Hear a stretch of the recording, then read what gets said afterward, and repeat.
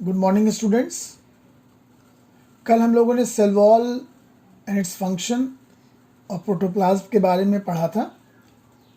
आज जो cell organelle जितने भी सेल के अंदर प्रेजेंट हुए, सबसे इंपॉर्टेंट और prominent cell organelle is a very important, that is called nucleus, और उसके फंक्शन के बारे में पढ़ेंगे।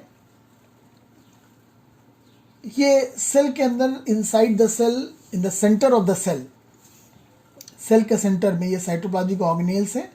Mitochondria, Golgi bodies, endoplasmic reticulum, lysosomes, ribosomes, mitochondria, vacuoles, droplets, number of cytoplasmic organelles are present in the cytoplasm. बीच में आपको मैंने बताया भी था, जब शुरुआत मैंने प्लांट सेल और एनिमल सेल के बारे में एक डिस्कशन किया था, बताया था कि basically inside the cell, in the centre of the cell, a governing body, a governing organelle, a controlling part of the cell is present, that is called as nucleus. मैंने आपको बताया था कि न्यूक्लियस का कंपैरिजन आप अपने parents से कर सकते हैं। जैसे parents means basically took all your welfare, like that cell basically function for the welfare of the cell. Nucleus is the largest and most prominent structure of the cell. Generally, one nucleus is present in each cell. Mostly एक nucleus cell के अंदर present होता है. Generally present in the center of younger cell, but it is pushed towards the periphery in the mature cell. जब cell mature हो जाती है, then it shifted towards the periphery. मैंने आपको बताया कि कंट्रोलिंग सेंटर है, that's why it is also called a governor of the cell. It is a double layered structure. Double layered membrane present होती है, outer membrane and inner membrane.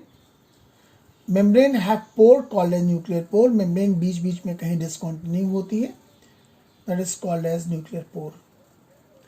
Important parts of the nucleus: nuclear membrane, nucleoplasm, chromatin network and nucleolus. Nuclear membrane, nucleoplasm, chromatin network and nucleolus, these are the part of the nucleus.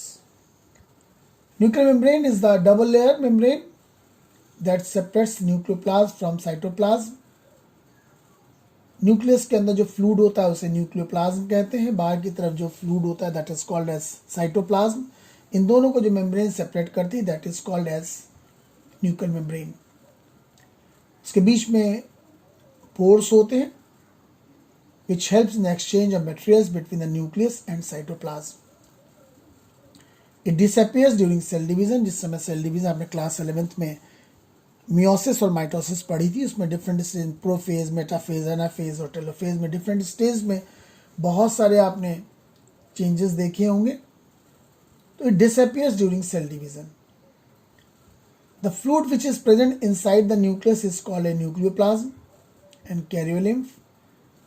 It is a gel-like dense substance present within the nucleus. In this, chromatin material and nucleolus are present. Nucleoplasm means fluid of the nucleus are called as nucleoplasm, जिसके अंदर chromatin material होता है और nucleolus present होता है. Chromatin network or chromatin material, basically they have part of the means heredity. Chromosomes are found thread-like structures. Chromosomes are made up of DNA, is a nucleic acid, and proteins. DNA is a master molecule and it controls all the activities of the cell. It helps in the protein synthesis. Functional segments of DNA are called as genes. Genes control the characters. On one chromosome, many genes are present. एक chromosome के ऊपर बहुत सारे genes present होते हैं. Chromosomes के ऊपर DNA present होते हैं. Chromosome are considered as hereditary vehicle as it transfers the characters from parents to their offsprings. Nucleolus, spherical or oval body, present within the nucleus. It is generally bigger in size in those cells which are actively concerned with protein synthesis. It is more prominent in non-dividing cells. It contains large amount of RNA and protein, also a small amount of DNA. Means nucleus के अंदर RNA present होता है and protein and a small amount of DNA. Function of the nucleus. It helps in maintenance of the cell. Cell division में भी helpful होता है. It helps in cell division.